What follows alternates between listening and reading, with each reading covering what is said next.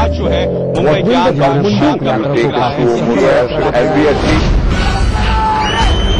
अगर आपको इस न्यूज चैनल पर दिखाई गई किसी खबर या कार्यक्रम से शिकायत है तो न्यूज ब्रॉडकास्टिंग स्टैंडर्ड्स अथॉरिटी को लिखें। ज्यादा जानकारी के लिए www.nbanewdelhi.com पर लॉग ऑन।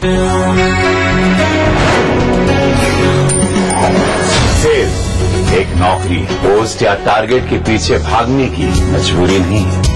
सेल्स एक जोश है, जुनून है, एक जज्बा है।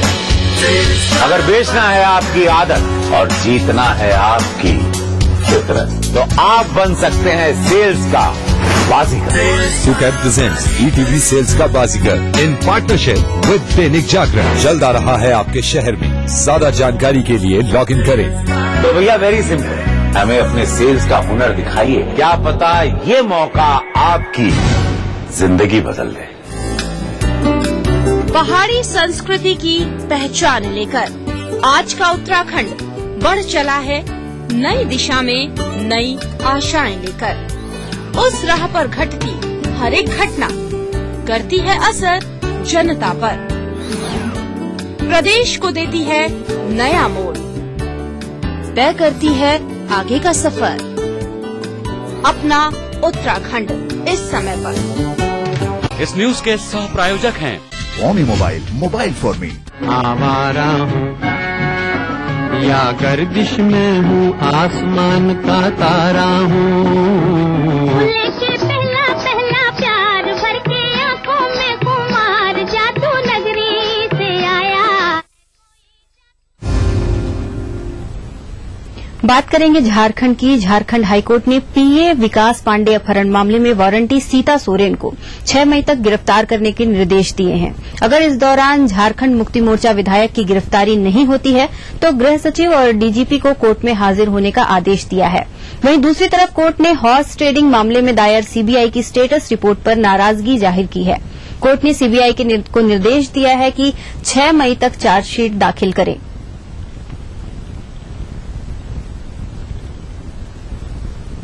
जो हॉर्स ट्रेडिंग 2012 से रिलेटेड था उसमें सीबीआई ने अपना स्टेटस रिपोर्ट सबमिट किया और स्टेटस रिपोर्ट से माननीय न्यायालय जो है असंतुष्ट था। माननीय न्यायालय का कहना है कि जनवरी से हम लोग टाइम लेते रहा है सीबीआई और आज जो है 4 महीना बीत गया, अभी तक चार्जशीट इसमें नहीं हुआ, तब इनको 6 मई तक टाइम दिया गया है। और दूसरा मामला जो सीता सोरेन का था उसमें कहा गया है कि किसी भी हालत में 6 मई तक अरेस्ट करें और नहीं अरेस्ट करने के केस में director general police, DGP Jharkhand और होम सेक्रेटरी दोनों पर्सनली प्रेजेंट रहेंगे कोर्ट में उस समय एफिडेविट के साथ अपने। इधर उत्तर प्रदेश की चंदौली पुलिस ने 13 साल की बच्ची के साथ विवाह करते हुए एक डिप्टी एसपी को गिरफ्तार किया है। गिरफ्त में आए डिप्टी एसपी का नाम प्रद्युम्न सिंह यादव है, जिसकी उम्र 50 साल है। आरोपी रायपुर सचिवालय में सिक्योरिटी ऑफिसर के पद पर तैनात है। आरोपी पुलिस ऑफिसर की ये दूसरी शादी है। बताया जा रहा है कि आरोपी की पहली बीवी की 1 साल पहले मृत्यु हो चुकी है। आरोपी की पहली बीवी से एक बेटी भी है जिसकी उम्र 30 साल के आसपास है। विवाह चंदौली के बलुआ थाना अंतर्गत हो रही थी। उसी समय सूचना मिलने के बाद जैसे ही पुलिस मौके पर पहुंची आरोपी भागने लगा, लेकिन वहां मौजूद मीडिया ने आरोपी पुलिस अधिकारी को धर दबोचा। वहीं इस मामले में लड़की के पिता का कहना है कि उसके परिवार की माली हालत खराब होने की वजह से वो ऐसा कर रहा है। फिलहाल पुलिस ने मामला दर्ज कर जांच शुरू कर दी है। जिनसे आप शादी करा रहे थे उसकी पूर्व में भी 2 शादी हो गई और आपकी बिटिया की 2 गुनी उम्र की उनकी बिटिया है। ऐसी बात नहीं है, हमको तो बताया लोग की 45-42 की उम्र है। गलत बात है। अभी उनके फादर पूछिए, उसके यहाँ से उसको पूछिए जाके। अभी कहाँ जा रहे हैं आप? अभी मैं जा रहा हूँ थोड़ा आगे। आप दूल्हे हैं, आपने ये जानकारी नहीं उठानी चाहिए कि वो माइनर है कि नहीं माइनर है। मुझको तो आप फिर यहाँ से अचानक निकले चले जा रहे थे, माला फेंक रहा है और सब कुछ उतारे हुए गर्मी के कारण। मैं इसको बोल रहा हूँ, मेरे को गर्मी लग रही, मेरे को चुप बैठा तो उधर से आता हूँ। सूचना मिली थी कि एक व्यक्ति की एक नाबालिग बालिका के साथ एक विवाह हो रहा है, जिसकी सूचना पर पुलिस ने वहां जाकर के एक व्यक्ति को गिरफ्तार किया है और जानकारी करने पर यह पता चला कि वो लड़की की आयु भी जो है उनको वर्ष 99 की पैदाइश है, 14 वर्ष उसकी उम्र है लड़की की। इनके खिलाफ मुकदमा पंजीकृत करके कार्रवाई की जा रही है और इसके बाद एक रिपोर्ट जो है वहां इनके संबंधित विभाग को भेज दी जाएगी। बात करेंगे यूपी के एटा की, जहां महिला आयोग की पूर्व सदस्य और प्रदेश की बाल कल्याण समिति की सदस्य सुजाता वर्मा की गोली मारकर हत्या कर दी गई है। हत्यारे घटना को अंजाम देकर मौके से फरार हो गए। फिलहाल पुलिस मौके पर पहुंच गई है और मामले की तफ्तीश शुरू कर दी है।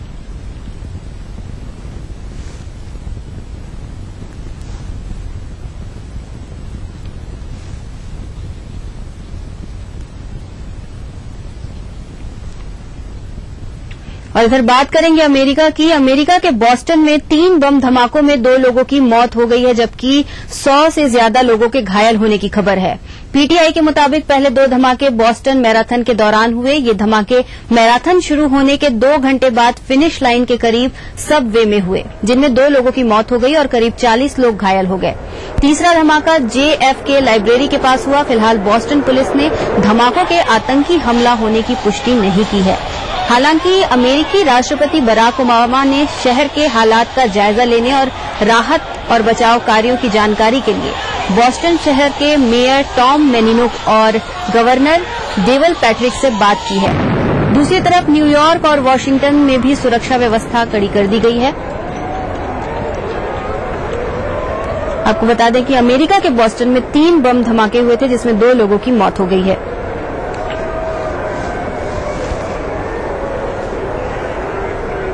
तो आपको बता दें कि अमेरिका के बॉस्टन में 3 बम धमाकों में 2 लोगों की मौत हो गई है, जबकि 100 से ज्यादा लोगों के घायल होने की खबर है। पीटीआई के मुताबिक पहले 2 धमाके बॉस्टन मैराथन के दौरान हुए। ये धमाके मैराथन शुरू होने के 2 घंटे बाद फिनिश लाइन के करीब सबवे में हुए, जिनमें 2 लोगों की मौत हो गई और करीब 40 लोग घायल हो गए। तीसरा धमाका JFK लाइब्रेरी के पास हुआ। फिलहाल बॉस्टन पुलिस ने धमाकों के आतंकी हमला होने की पुष्टि नहीं की है। हालांकि अमेरिकी राष्ट्रपति बराक ओबामा ने शहर के हालात का जायजा लेने और राहत बचाव कार्यों की जानकारी के लिए बॉस्टन शहर के मेयर टॉम मेनिनो और गवर्नर डेवल पैट्रिक से बात की है।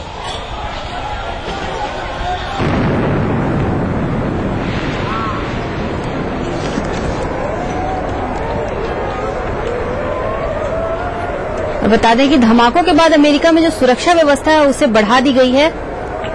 3 बम धमाके हुए थे यहां। मैराथन में फिनिश लाइन के पास हुए थे 2 धमाके, और जो तीसरा धमाका था वो JFK लाइब्रेरी के पास हुआ था।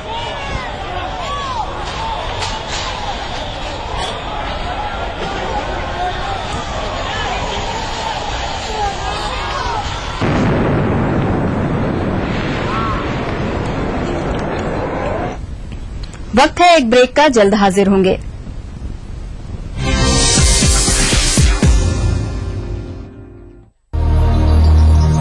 बढ़ रही है जनसंख्या, घट रही है जोत, ऊपर से महंगाई का बोझ, विश्व बाजारों में जारी है प्रतिस्पर्धाओं का दौर, कृषि उत्पादन और आमदनी बढ़ाने की होड़। हम बताते हैं आपको कैसे करें कम लागत में अधिक उत्पादन। उन्नत बीज, नई तकनीक और विविधीकरण से बनाएं संपूर्ण, समृद्ध और खुशहाल भारत। अन्नदाता देखिए हर रोज सुबह 6:30 बजे। भारत की प्राचीन मौलिक खोज है योग, जो बनाए तन मन का संतुलन, जोड़े आत्मा को परमात्मा से, बढ़ाए शरीर की प्रतिरोधक क्षमता, रोग से बचने का सबसे आसान मंत्र योग मंत्र। देखिए इस समय पर। सिर्फ आस पड़ोस की खबरें ही नहीं, एक जिम्मेदार नागरिक के लिए प्रदेश के साथ देश भर की खबरें भी जरूरी, क्योंकि आपका वास्ता है उनसे। इसलिए देखिए राष्ट्रीय समाचार इस समय पर।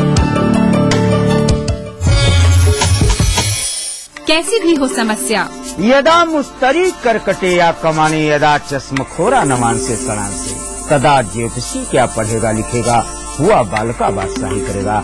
कोई भी हो जिज्ञासा, हस्ताक्षर पहन। महंगाई की मार से जूझ रही जनता को तेल कंपनियों ने थोड़ी राहत दी है। आज से पेट्रोल की कीमत 1 रुपए कम हो गई है। 1 महीने में ये तीसरा मौका है जब पेट्रोल की कीमत में कमी की गई है। इसकी वजह अंतर्राष्ट्रीय बाजार में पेट्रोल की कीमत में आई गिरावट बताई जा रही है। इस कमी के साथ ही दिल्ली में पेट्रोल की कीमत प्रति लीटर 66.09 रूपये, कोलकाता में 73.48 रूपये, मुंबई में 72.88 और चेन्नई में 69.08 रूपये हो गई है। आपको बता दें कि इससे पहले इसी महीने की 2 तारीख और 16 मार्च को पेट्रोल की कीमत कम की गई थी।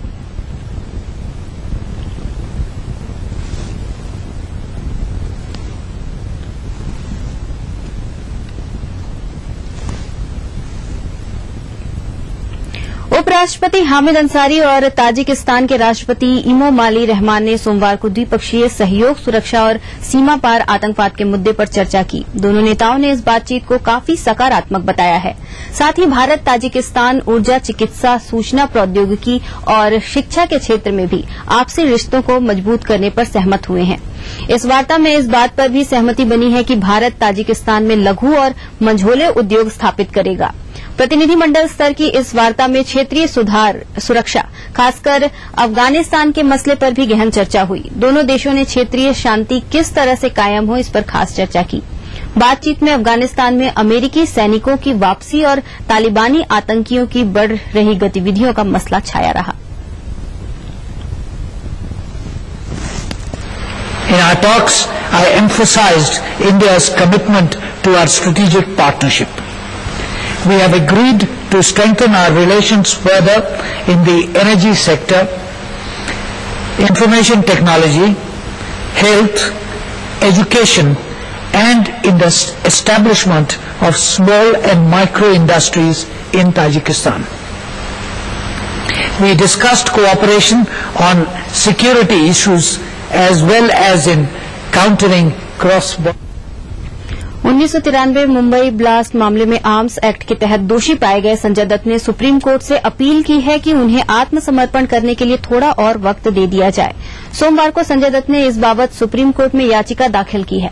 1993 बम्बई ब्लास्ट से जुड़े मामले की सुनवाई करते हुए कोर्ट ने उन्हें आर्म्स एक्ट के तहत दोषी पाया है और इस साल 21 मार्च को 5 साल की सजा सुनाई।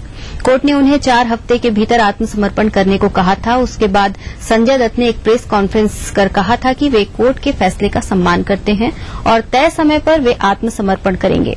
वहीं प्रेस परिषद के अध्यक्ष काटजू ने एक बार फिर संजय दत्त का बचाव करते हुए कहा कि उन्होंने जो माफी की अपील की है उसमें यह भी कहा गया है कि जब तक संजय दत्त की माफी की अपील पर कोई फैसला नहीं हो जाता है तब तक उन्हें जेल नहीं भेजा जाएगा।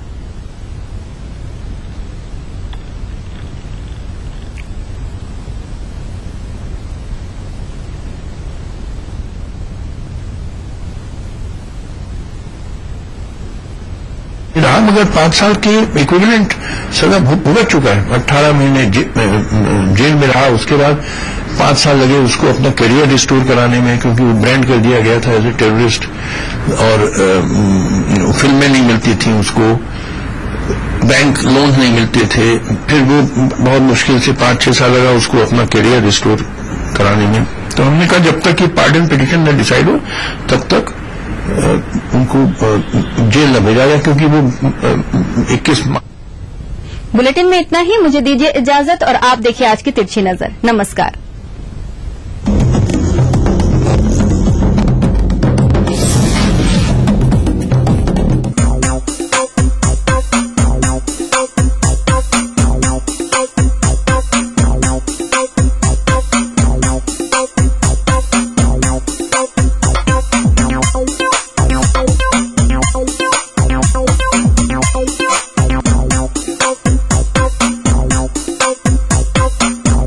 Thank you.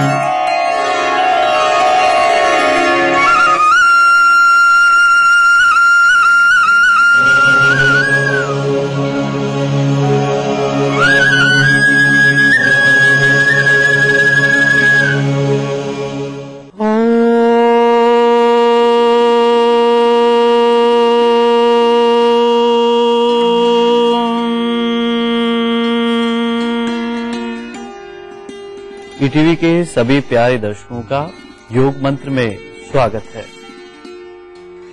मैं योग गुरु डॉक्टर महेंद्र सिंह और मेरे साथ में है मेरी सहयोगी डॉक्टर नेहा।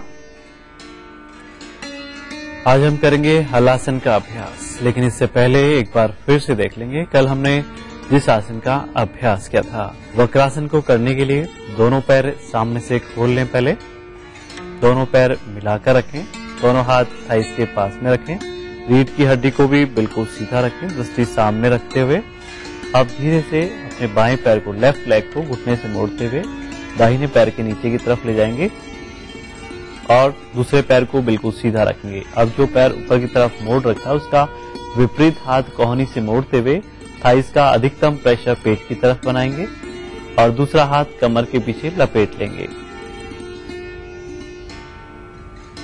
श्वास को पूरा बाहर निकालते हुए अधिकतम पीछे की तरफ देखेंगे, अर्थात दोनों कंधों को एक सीध में करने की कोशिश करेंगे।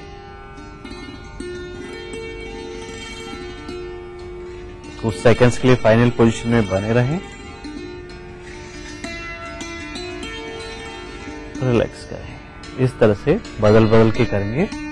अपना दाहिना पैर ऊपर की ओर उठाएं, बायां पैर नीचे की तरफ और जो पैर ऊपर की तरफ उठा हुआ है उसका विपरीत हाथ कोहनी से मोड़ते हुए थाइस का अधिकतम प्रेशर पेट की तरफ बनाएंगे।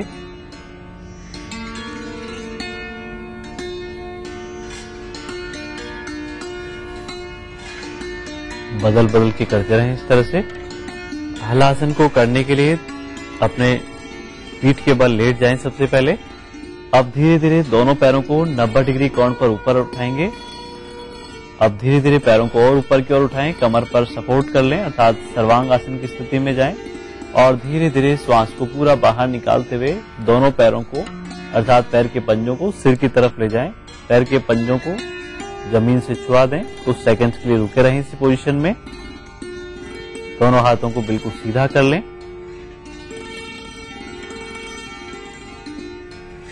और जब वापस आएंगे तो बिल्कुल धीरे धीरे दोनों हाथ कमर पे टिका लें और बिल्कुल धीरे धीरे कमर को जमीन पर रखेंगे और पैरों को बिल्कुल आराम से रखेंगे। घुटनों से बिना मोड़े हुए रखें पैरों को आराम से और एड़ियों को गिराएंगे नहीं, ध्यान रखें। एक बार फिर से देखेंगे। दोनों पैरों को धीरे धीरे 90 डिग्री कोण पर उठा लें इस तरह से, पैरों को बिल्कुल सीधा रखते हुए अब धीरे धीरे दोनों पैरों को पीछे की तरफ ले जाएं अर्थात सर्वांग आसन की स्थिति में जाते हुए धीरे धीरे श्वास को पूरा बाहर निकालते हुए पैर के पंजों को जमीन को टच कराने की कोशिश करें। फाइनल पोजीशन में कुछ सेकंड्स के लिए बने रहें और जो खिंचाव अपने पूरे शरीर में हो रहा है, लोअर एब्डोमेन पे हो रहा है, रीढ़ की हड्डी पर जो हो रहा है उसे महसूस करते रहें।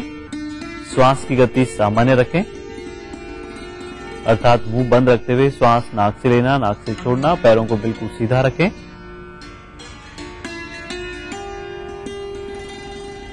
और बिल्कुल धीरे धीरे वापस आ जाएं अर्थात पैर की एड़ियों को गिराएंगे नहीं, बिल्कुल आराम से रखेंगे, रिलैक्स करेंगे, सामान्य कर लेंगे श्वास को। बेहद उपयोगी है ये हलासन का अभ्यास, विशेषकर जिनको थायराइड या पैराथायराइड संबंधी शिकायत रहती है, डायबिटीज है, मोटापा जिनको रहता है, उनके लिए तो बेहद उपयोगी है ये हलासन का अभ्यास। लेकिन ध्यान रखें, जिनको भी चक्कर अधिक आते हों या फिर हाई बीपी, हार्ट की प्रॉब्लम हो, स्लिप डिस्क की शिकायत जिनको हो, कमर दर्द जिनको हो, वे इस आसन का अभ्यास बिल्कुल भी नहीं करें और करें तो किसी योग गुरु की देखरेख में ही करें। आज का योग मंत्र है, कोई भी आसन या प्राणायाम करते समय ध्यान रखें कि पहले श्वास की प्रक्रिया सामान्य रहे अर्थात श्वास भरते समय किसी भी आसन का अभ्यास बिल्कुल भी नहीं करें।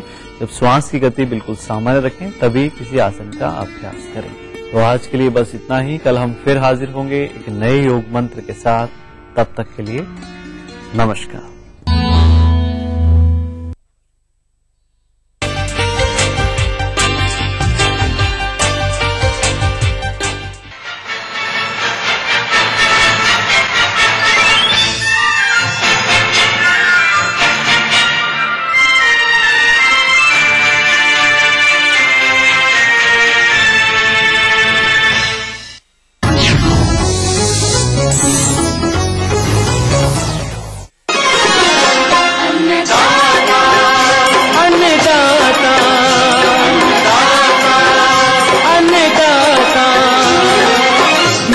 तुम्हारा अन्नदाता पग पग पर है संग तुम्हारे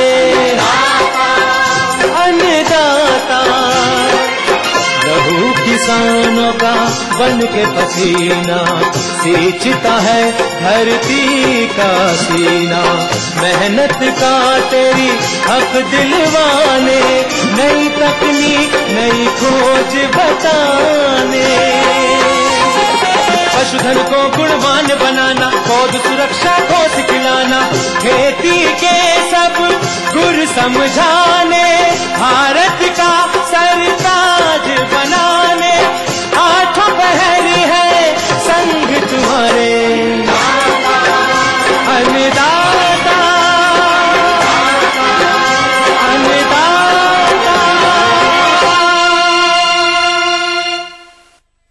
सुप्रभात किसान भाइयों, आप देख रहे हैं अन्नदाता कार्यक्रम। आइए देखें क्या है खास आज के इस कार्यक्रम में। बीएचयू वाराणसी में आयोजित किसान मेले की झलकियां।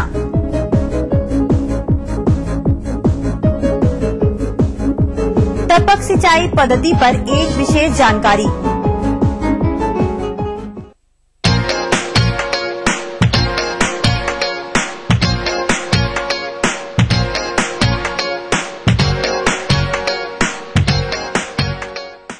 किसान भाइयों, कृषि में व्यवसायीकरण के महत्व एवं नई नई कृषि तकनीकियों के विकास का दौर चल रहा है और भारतीय कृषि अपने विकास की चरम सीमा पर है। इसके लिए धन्यवाद के पात्र हैं आप सभी किसान भाई और कृषि वैज्ञानिक जो कि उन्नत कृषि तकनीकों का विकास करते हैं और आप इन तकनीकों को अपनाते हैं। देश के किसानों एवं कृषि वैज्ञानिकों के बीच का सामंजस्य बैठाने के लिए देश भर में किसान मेलों का आयोजन समय समय पर किया जाता है। इन मेलों में बड़ी संख्या में किसान पहुंचते हैं और खेती की उन्नत तकनीकों की नई नई जानकारियां प्राप्त करते हैं।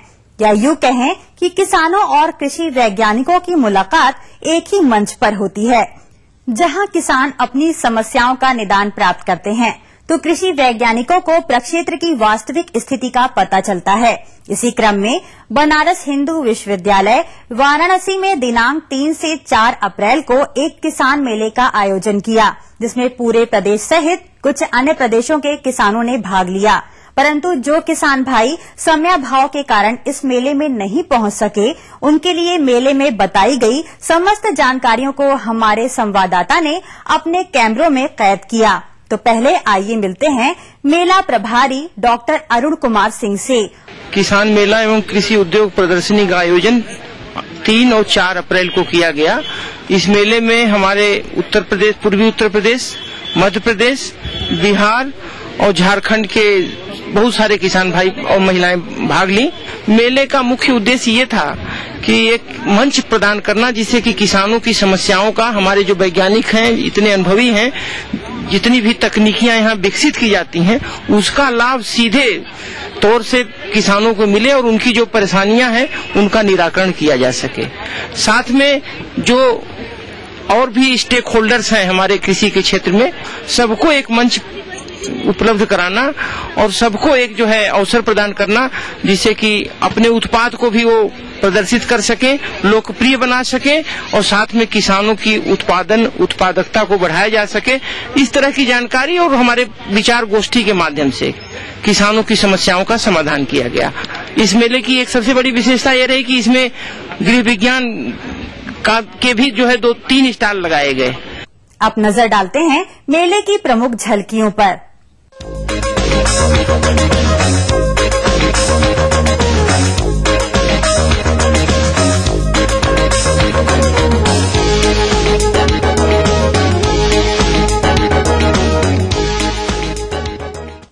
किसान भाइयों, इस मेले में विशेषज्ञों ने कुछ तकनीकी जानकारियां भी दी।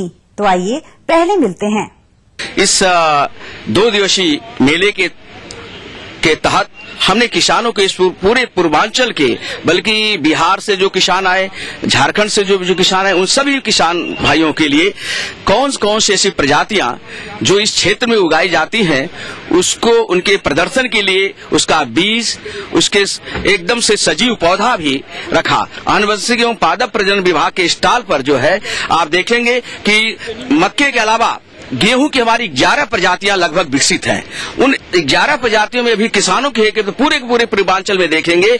मूंग की प्रजातियों में भी बहुत सी प्रजातियां हैं हमारे यहाँ, लेकिन जो हमारे यहाँ हमारी मालवी जन कल्याणी है वो बहुत ही जो है एक अच्छी वैरायटी है, एचयूएम 16, जिसको हम आप सभी लोग जानते हैं, किसान भाई जानते हैं।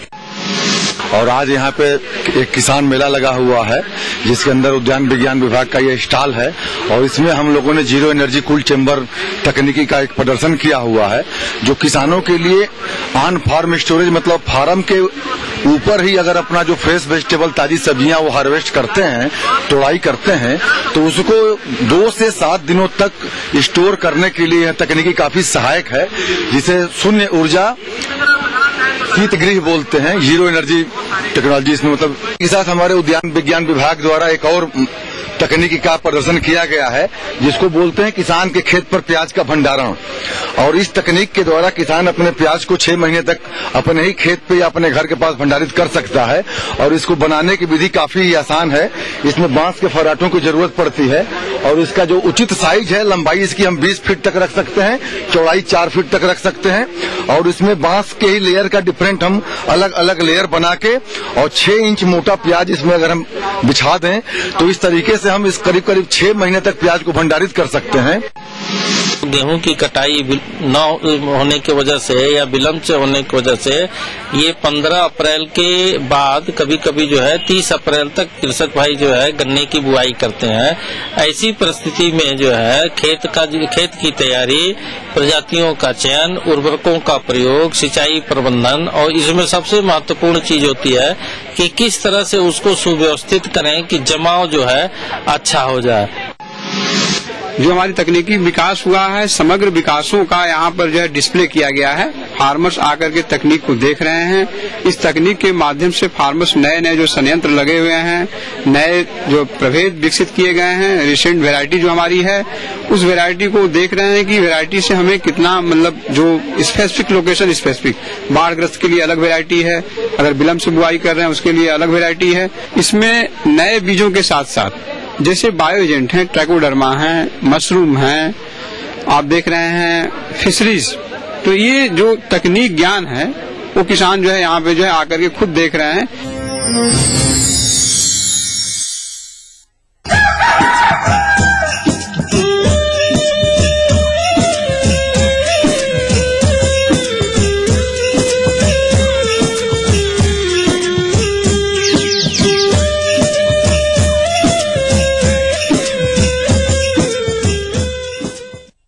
कृषि सह व्यवसाय के रूप में हमारे प्रदेश के लघु एवं सीमांत किसान भाइयों द्वारा अपनाए जाने वाले व्यवसायों में कुक्कुट पालन की बात की जाए तो इसका प्रमुख स्थान है, जिसके अंतर्गत आज हम चर्चा करेंगे मुर्गियों से प्राप्त होने वाले उत्पाद अंडे के बारे में, क्योंकि हमारे प्रदेश के बहुत से किसान भाई अंडा विक्रय के लिए मुर्गियों का पालन करते हैं।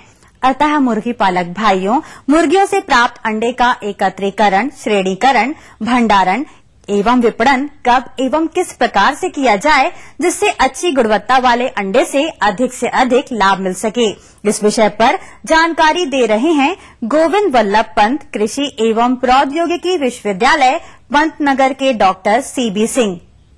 सामान्यतः जैसे मुर्गी पालन को अगर हम देखें तो इसमें जो आवास व्यवस्था अपनाई जाती है वो 2 आवास व्यवस्था अपनाई जाती है।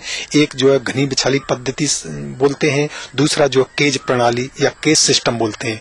तो इन दोनों में जो है अंडा उत्पादन की दृष्टि से अगर हम देखें तो जो केज विधि है या केज सिस्टम है उसमें जो अंडों का एकत्रीकरण वो बहुत ही आसान होता है, अंडे स्वच्छ प्राप्त होते हैं और इस विधि के द्वारा प्राप्त अंडों से हमें अंडों का मूल्य जो है वो अच्छा मिलता है उसमें सामान्यतः, क्योंकि केज से सीधा अंडा जो हमें साफ सुथरा मिलता है उसमें जो है, और उसकी ग्रेडिंग करने में भी आसानी रहती है उसमें। केज विधि में सामान्यतः अंडे जैसे इंडिविजुअल बर्ड्स जो है इंडिविजुअल खाने में जो पाली जाती है तो अंडा देने के लिए उसमें जो सिस्टम होता है वो मुर्गी के अंडे देने के बाद में अंडा बाहर जो है केज में जो सिस्टम होता है वो बाहर आ जाता है और जो श्रमिक होता है एग फ्लेयर में इकट्ठा कर लेता है उसमें जो है और